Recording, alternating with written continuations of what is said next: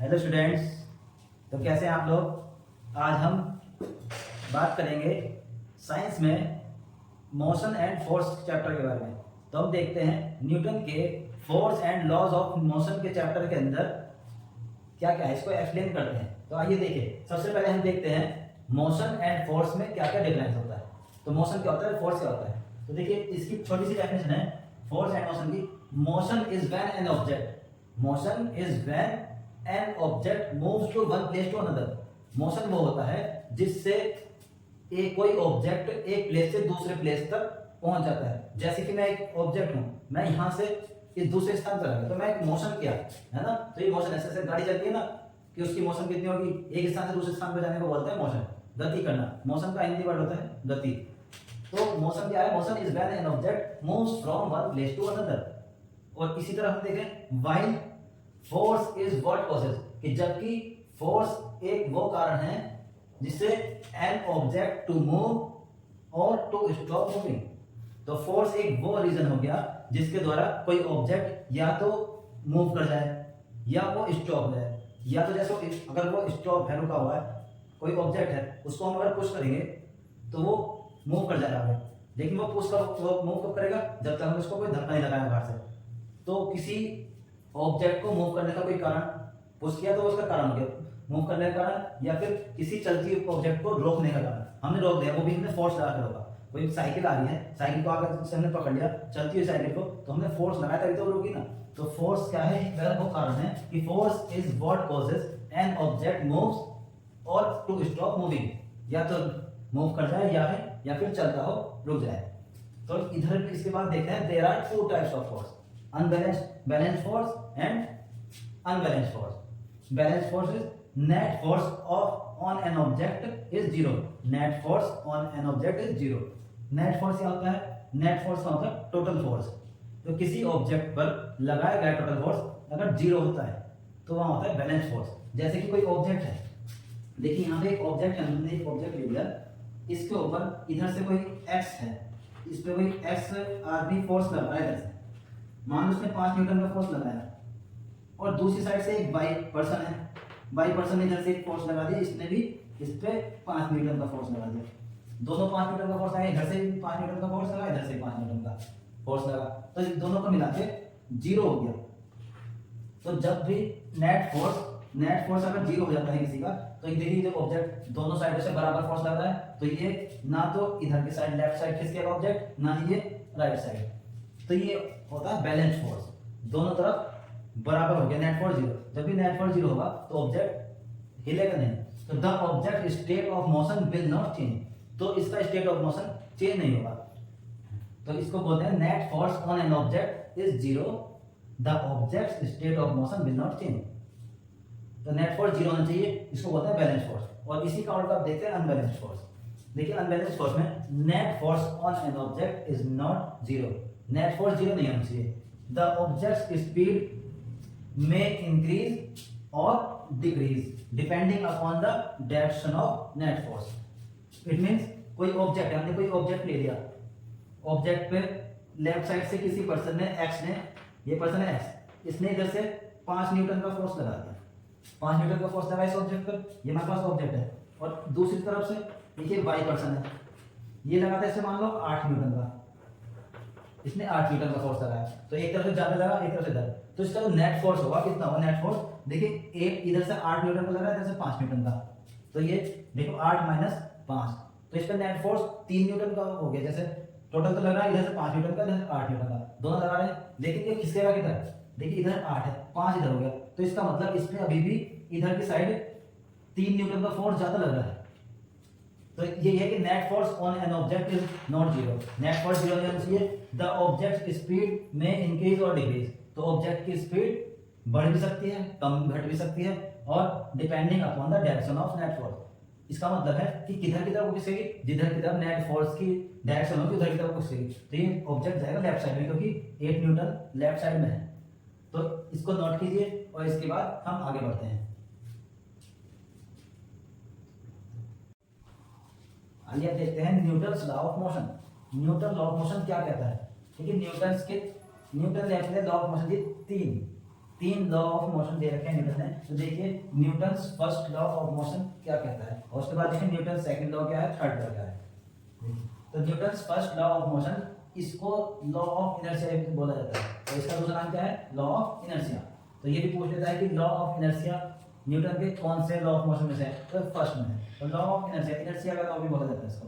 तो देखिए first law of motion, first law of motion state that a body remains. तो जो first law of motion है वो state that a body remains in a state of rest और uniform motion unless an external force is applied on it. अब देखिए समझिए, first law of motion states that a body, तो एक body की अवस्था को रिमेन्स बनाए रखता है इन अ स्टेट ऑफ रेस्ट, या तो रेस्ट की अवस्था में, और या यूनिफॉर्म मोशन, या फिर एक यूनिफॉर्म मोशन जो एक गति है उसी अवस्था में रखता है, अनलेस जब तक N external force is applied on it, जब तक कोई बाह्य फोर्स इस पर अप्लाई ना किया जा सके। जब तक किसी ऑब्जेक्ट पर, किसी बॉडी पर कोई एक्सटर्नल फोर्स ना लगे, तब तक वो या तो उसी रेस्ट की, अगर ऑब्जेक्ट रुकी हुई है, उस पर कोई ऑब्जेक्ट रखी है, हमने उसको कोई बाहर से फोर्स ना लगाया, मान लो कोई एक गिलास रखा है टेबल पर, जब तक हम उसको टच ना करें, कोई हवा से टेबल को हिला ना दे कुछ भी, तो तब तक वो ऑब्जेक्ट वहां से गिलास हिलेगा नहीं, या कुछ चीज ऑब्जेक्ट उसके मोशन है, यूनिफॉर्म मोशन है, जब तक उसको बाह्य फोर्स से रोका ना जा सके तो वो रुकेगी नहीं। तो वही होता है स्टेट ऑफ, ठीक है। तो वो ये क्या है, लॉ ऑफ इनर्शिया। इनर्शिया मतलब वो उसकी यूनिफॉर्म स्पीड को, यूनिफॉर्म रेस्ट होगा, यूनिफॉर्म मोशन होगी, उस अवस्था को बनाए रखेगा, वही होता है इनर्शिया। तो देखिए ये क्या है, inertia. Inertia the property of maintaining state of rest. तो यहाँ पे इनर्शिया की डेफिनेशन दी थी कि इनर्शिया जो है वो गुण है, वो प्रॉपर्टी है जो मेंटेन करता है स्टेट ऑफ रेस्ट, या तो रेस्ट की उसके रुकी हुई अवस्था को मेंटेन करता है, या फिर to keep moving with uniform velocity, मतलब या वो एक यूनिफॉर्म स्पीड से, velocity means speed, uniform speed से चलती हुई ऑब्जेक्ट, तो उसको उसी अवस्था में बनाए रखता है ना, मेंटेन करके रखता है। ये होती है inertia, is called inertia of the body. तो बॉडी की जो इनर्शिया होती है ना, तो यही होती है कि जैसे जड़त्व का गुण होता है वो बना कर रखना है। अब देखिए इनर्शिया तीन पार्ट में डिवाइड कर रहा है। तो इनर्शिया तीन टाइप्स की होती है, जैसे इनर्शिया ऑफ मोशन। सबसे पहले हम देखेंगे इनर्शिया ऑफ मोशन, इसके एग्जांपल देखिए, फर्स्ट लॉ ऑफ मोशन के एग्जांपल हैं। तो इनर्शिया ऑफ मोशन, जब भी कभी हम जैसे बस में जाते हैं तो हम मोशन में होती है बस, वो जब अचानक से ब्रेक मार देता है, बस वाला ब्रेक मार देता है, तो क्या होता है, सभी के सभी आगे की तरफ उड़ जाते हैं। जैसे बस चल रही है इस डायरेक्शन में, सब आराम से खड़े हुए हैं, बैठे हुए हैं सीट पर, जैसे ही बस ने ब्रेक लगाए तो क्या होता है, सब आगे को ऐसे गिर जाते हैं। क्यों? क्योंकि बॉडी पूरी मोशन में है, बॉडी मोशन में है, लेकिन बैठे हुए सीट पर। जैसे ही ब्रेक लगे, बस रुकी, तो नीचे का जो शरीर था वो रुका बस के साथ, लेकिन बॉडी पूरी मोशन में थी, तो बॉडी अपना मेंटेन कर रखा है मोशन को। तो ये होता है कौन सा, इनर्शिया ऑफ मोशन, ठीक है। जैसे कोई इसमें बस में कोई आदमी खड़ा हुआ है, इसने ये बस के खड़े हो जाते हैं, जैसे ही ब्रेक लगता है तो इसका पूरा जो बॉडी होगी ये तो होगी अपनी स्टेट अवस्था में, लेकिन जैसे ही ब्रेक लगेगा ना तो इसका पूरा जो बॉडी गिर जाएगी आगे की तरफ, इस तरह से ये पूरा आगे, इसलिए इसको पकड़ना पड़ता है खड़े होकर। ये हो गया इनर्शिया ऑफ मोशन। और दूसरा आता है inertia of rest, inertia of rest. दूसरा इनर्शिया ऑफ रेस्ट, जैसे ही बस में बैठे हुए हैं, बस रुकी हुई है, बैठे हैं, जैसे ही गाड़ी स्टार्ट होती है झटके से गियर डालते हैं, जैसे चलती है तो बॉडी क्या होती है, पीछे की तरफ को रहती है। इसका मतलब बॉडी पूरी रेस्ट में है, बॉडी पूरी रेस्ट पर, तो इनर्शिया में हमारी बॉडी जो है रेस्ट की अवस्था में बनी रहेगी। जैसे बस चलेगी, शरीर चलेगा बस के साथ, लेकिन ऊपर की बॉडी रेस्ट की पोजीशन में रहेगी, तो बॉडी वो पीछे की तरफ होती है, नीचे का शरीर आगे रहता है, बॉडी वहीं की वहीं हो जाती है। इसको बोलते हैं इनर्शिया ऑफ रेस्ट, ठीक है। जैसे कोई खड़ा होता है इसमें, तो बस तो आगे गई, बस जाती आगे, लेकिन इसका शरीर जो है पीछे की तरफ गिर जाता है, इस तरह से ये झुक जाते हैं साइड में। तो ये होता है बॉडी ऑफ रेस्ट। और तीसरा होता है बॉडी ऑफ इनर्शिया ऑफ, देखिए इनर्शिया ऑफ मोशन। कौन कौन सा हो गया हमारे पास, इनर्शिया ऑफ हमने पढ़ लिया, inertia of motion, second inertia of rest, और inertia of moving. Inertia of moving, इसमें देखिए बस ना तो रुकती है ना चल रही है। इसमें जैसे कि हम सब बस में बैठे हैं, मान लो बस में बैठे हैं, लेकिन बस जैसे कोई घुमावदार मोड़ आता है, तो इसमें मोड़ इस तरह से आया, मोड़ आता है ना इस तरह से, कोई खतरनाक मोड़ आया, ये सड़क है, बस इधर से जाके जैसे ही इधर को मुड़ेगी, तो क्या होता है, सवारी बैठे बैठे इस तरह से उस जिधर को बस मुड़ देती है ना, तो ऐसे ही घूमते चले जाते हैं। तो ये क्या है, इनर्शिया ऑफ मोशन, पूरी बॉडी उसके इनर्शिया ऑफ मूविंग में आ जाती है बस के अकॉर्डिंग, बस इधर घूमे तो वो जैसे बस घूम रही है तो बॉडी पूरी ऐसे होती चली गई, तो ये होता है इनर्शिया ऑफ मूविंग। तो इनर्शिया के 3 पार्ट होते हैं, inertia of motion, inertia of rest और इनर्शिया ऑफ मूविंग। अब इसको नोट कीजिए, नेक्स्ट पढ़ते हैं इससे आगे। आइए स्टूडेंट्स अब देखते हैं मोशन का सेकंड लॉ। तो Newton's second law of motion, देखिए इसमें force applied on an object is the product of mass and acceleration. सभी ने सुना होगा कि second law of motion F equal m है। तो हमें सेकंड लॉ ऑफ मोशन से मिलता है, न्यूटन के सेकंड लॉ ऑफ मोशन से एक इक्वेशन मिलती है। तो हमें सेकंड लॉ से क्या रहता है, इक्वेशन। और फर्स्ट लॉ क्या था, लॉ ऑफ इनर्शिया। इनर्शिया में 3 पार्ट थे, इनर्शिया ऑफ मूविंग और इनर्शिया ऑफ रेस्ट और इनर्शिया ऑफ मोशन। तो सेकंड लॉ ऑफ मोशन में हमें मिलता है एक इक्वेशन। इस इक्वेशन से पता लगाते हैं कि फोर्स लगा हुआ कितना है, कि कितना फोर्स लगता है। तो देखिए जैसे मान लीजिए फर्स्ट इक्वेशन से फर्स्ट में हमें मिल गया इनर्शिया, वो ध्यान रखना इनर्शिया सिर्फ लॉ ऑफ इनर्शिया। और सेकंड में इक्वेशन ध्यान रखनी है F इक्वल m है। तो F इक्वल m में F होता है फोर्स, ये होता है m मास और एक्सीलरेशन का प्रोडक्ट। हमें क्या याद रखना है कि सेकंड इक्वेशन, सेकंड जो फॉर्मूला इसका है लॉ ऑफ मोशन, तो उसमें हमें मास और एक्सीलरेशन का प्रोडक्ट से एक इक्वेशन मिलती है F इक्वल m है। अब हमें ये देख के चलना है कि force applied on an object is the product of mass and acceleration. ये तो इक्वेशन के बारे में बात हुई। अब देखिए इस इक्वेशन का, ये इक्वेशन है, इक्वेशन का आता है डेरिवेशन। हमेशा एग्जाम में आएगा, जैसे 9th 10th के एग्जाम में आता है सीबीएसई बोर्ड में, तो इसका डेरिवेशन आता है हमेशा। इस न्यूटन का सेकंड लॉ ऑफ मोशन का प्रूव करना है डेरिवेशन। तो देखिए क्या क्या होता है। तो सबसे पहले बात करें मोमेंटम की। तो मोमेंटम होता क्या है, it is the quantity relating mass and velocity. Momentum is it is the quantity relating mass and velocity. Mass and velocity की जो क्वांटिटी है उसको बोलते हैं मोमेंटम, रिलेटिंग क्वांटिटी को। तो इसी को और समझ लीजिए, हमें मोमेंटम क्यों पढ़ा, क्योंकि फोर्स जो होता है, force applied on an object, किसी ऑब्जेक्ट पर जो फोर्स लगता है is equal to rate of change of momentum.